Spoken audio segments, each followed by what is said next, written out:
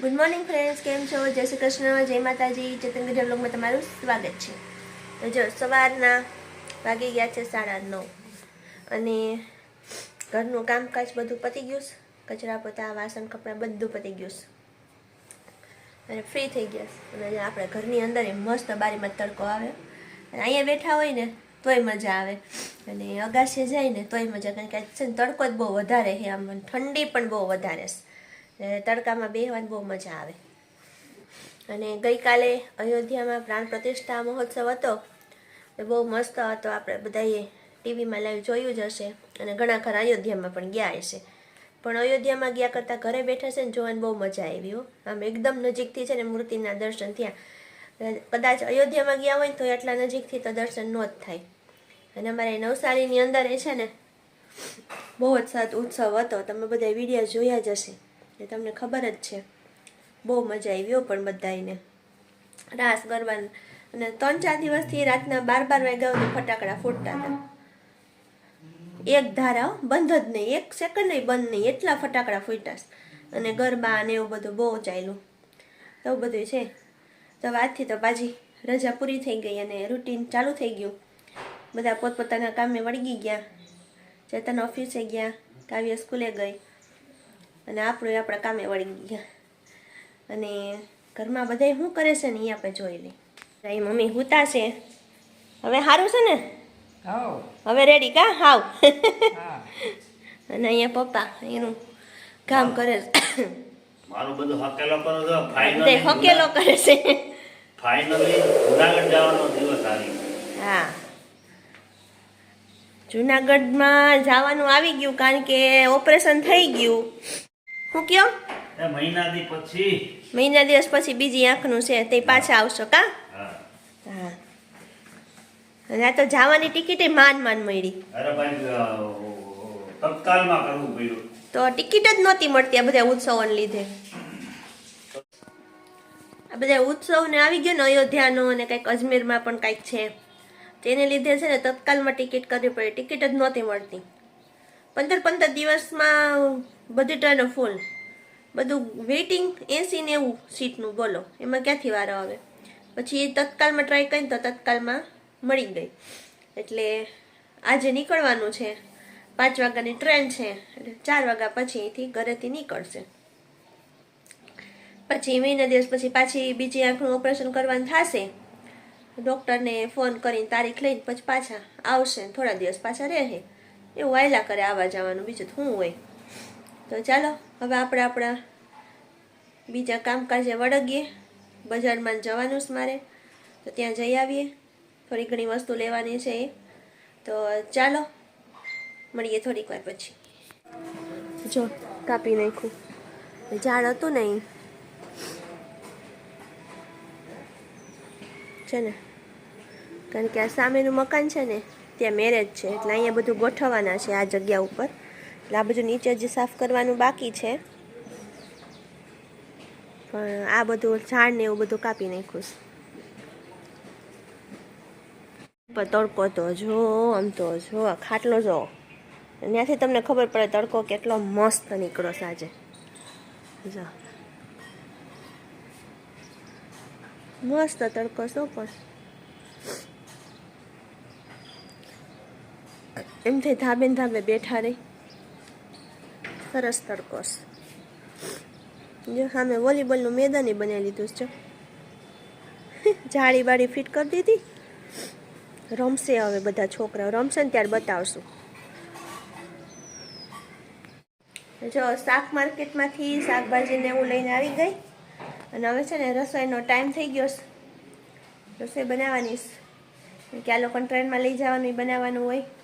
તો જો મગનું શાક બનાવવાનું છે, કોબી ગાજરનો સંભારો બનાવો, રોટલી ભાખરી એવું બધું બનાવવું છે. તો ચાલો રસોઈ બનાવવાનું સ્ટાર્ટ કરી દઈએ. તો જો સંભારો વઘારવાનો સ્ટાર્ટ કરી દીધો. તેલ મૂકી દીધું. પહેલાં સંભારો વઘાર લઈએ, પછી શાક વઘાર લઈએ.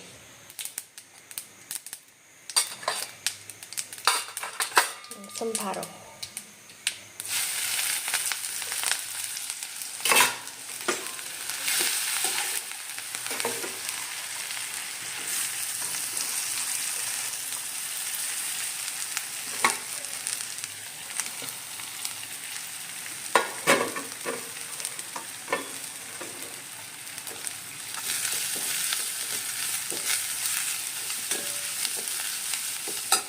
જો રસોઈ બની ગઈ.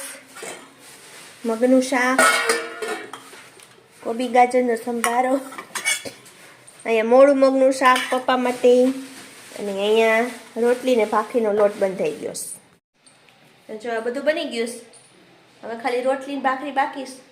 તો ચાલો હવે રોટલી ને ભાખરી બનાવી લઈએ. તમે બધા જમી લીધું, મમ્મી જમે છે. કારણ કે દાંત વગરના ખાતા વાર લાગે ને બત્રીસી હોય એને વાર લાગે. આપણે બત્રીસી ન હોય એટલે ફટાફટ ખાઈ લઈ. અને પપ્પાએ અહીંયા જમી લીધું છે. અહીંયા જો બેહી ગયા. ડાયાબિટીસની ગોળી પી.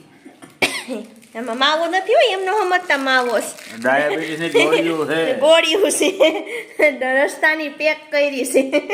વળી કોકને કાગળ જોઈને એમ થાય કે માવો છે.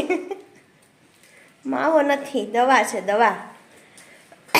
ડાયાબિટીસ વાળાને એ ધ્યાન રાખવું પડે, ટાઈમ ટુ ટાઈમ લેવી પડે. અને અહીંયા પપ્પા એનું કામ કરે છે. કવિતા, અમારી કવિતા જ હોય. તો જો ફ્રેન્ડ જમી તો લીધું, પણ હવે છે ને આ જમ્યા પછી ભાખરી બાકી રાખી હતી. તો જમી લઈને પછી ભાખરી બનાવું. તો જો પેલા ભાખરી બનાવી લો અને પછી બીજું કામ છે, વાસણ ને પોતો ને બધું કરી નાખું. તો પેલા ચાલો ભાખરી બનાવી લઈએ. જો અહીંયા રેડી છે ગરમા ગરમ ભાખરી, દહીં, અને આ ડબ્બીની અંદર છે સંભારો અને લીંબુ.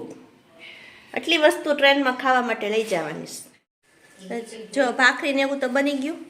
અને આપણા કાવ્યાબેનનું પણ અહીંયા રાખી દીધું ઢાંકીને. અહીંયા આપણે કાવ્યાબેનનું રાખી આવે એટલે એ પણ જમી લી. અને અહીંયા મમ્મી સૂઈ ગયા છે. હવે 3 વાગ્યા સુધી સુવાનું છે. દર્દી ટીપા આઈથે નહીં ખાય તો આઈથે જ નાખવા પડશે ને હવે તો.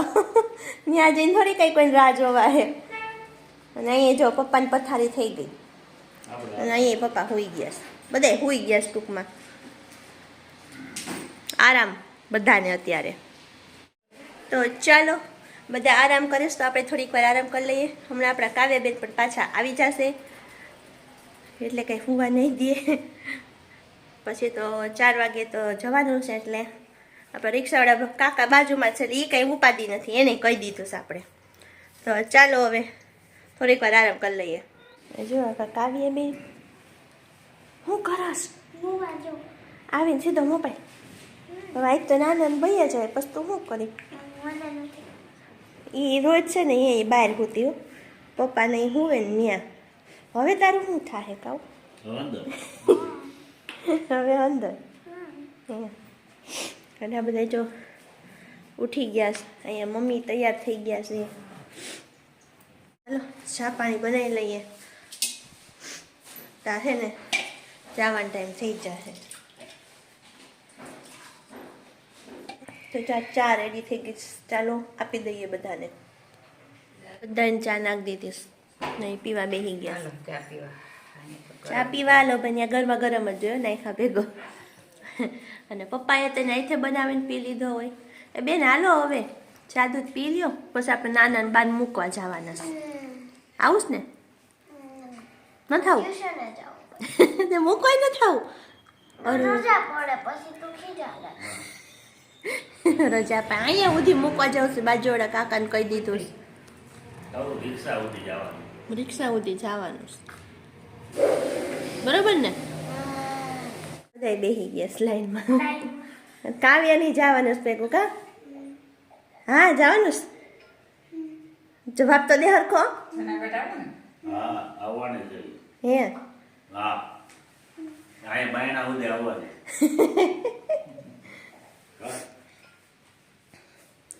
પાછી બીજી આંખનું નક્કી કરીને ટિકિટ કરાવી લેજો પાછી. એકને એસીમાં આવો ને એકને નથી જનરલમાં, સ્લીપરમાં. તમે કાવ્યાનું અહીંથી મોકલી દે, તમને હથવારો કરાવશે સ્લીપરમાં. કા કાવ્યા? તો સવારમાં ઉઠીને તો રોવું આવે છે. ટ્યુશનમાં જાવ પણ નથી આવતું.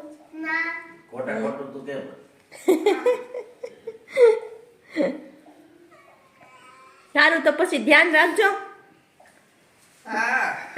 ચશ્મા કાઢતા ને પહેરી રાખજો, શાકભાજી લેવા જાવ તો એ અહીંયા તો યાદ આવશે પેર છે નકર આ ઓલું ઓલું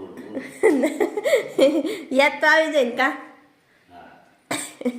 નકર રીંગણામાં તરબૂચ દેખાય. ના ના હવે તો હરખું દેખાય છે કા કાવ્ય, હરખું દેખાય ને. નકર રીંગણા હોય કે તરબૂચ નો ભાવ કે એવડું મોટું ન દેખાય રીંગણા ને તરબૂચ.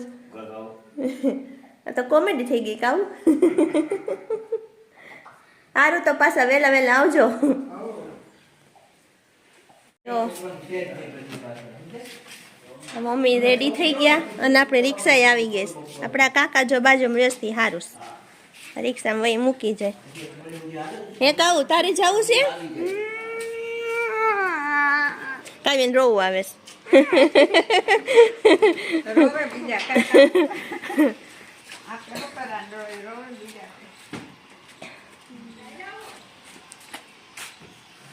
હા જાય છે. હવે પાછા આવશે, બીજી આંખનું કરાવશે ને ત્યારે.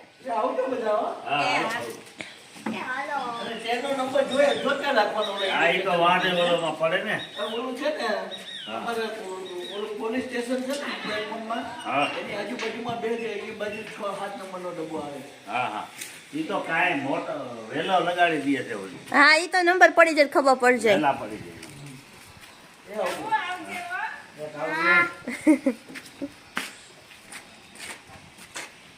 આવજો પાછા વેલા વેલા.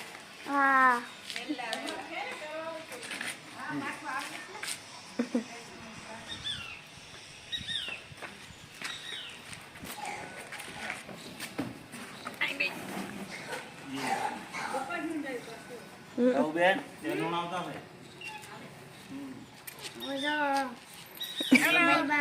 આવજો. કાવ્ય બેને ટાટા કરે. મને બાય નત કરું, નાના ને કર દે. હાલો આવજો.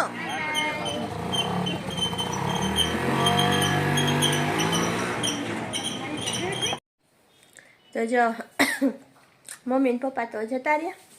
5 વાગ્યાની ટ્રેન છે એટલે 4 વાગ્યા પછી નીકળ્યા, એટલે ત્યાં જઈને સ્ટેશને ધીમે ધીમે પ્લેટફોર્મ ઉપર જઈને બેસે તો વાંધો ન આવે.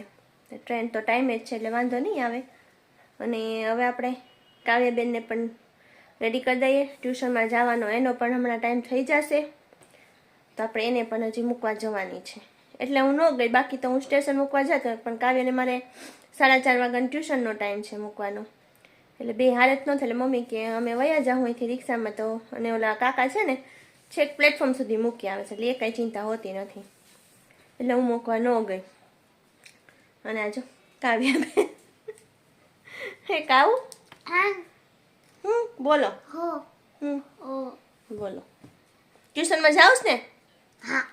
હાલો તો હવે આપણે કાવ્યાબેનને ટ્યુશનમાં મૂકી આવીએ અને સાથે આપણે આજનો વ્લોગ અહીંયા પૂરો કરી દઈએ છીએ. નેક્સ્ટ વ્લોગમાં પાછા મળશું. એ પહેલાં જે કોઈ નવા સબસ્ક્રાઈબર હોય ને અમારી ચેનલ સબસ્ક્રાઈબ ન કરે શું કરવાનું? સબસ્ક્રાઇબ, પછી લાઈક, પછી શેર, પછી કમેન્ટ. હા લાઈક શેર અને કોમેન્ટ કરજો. તો ત્યાં સુધી બધાને જય શ્રી કૃષ્ણ, જય માતા. જય માતાજી.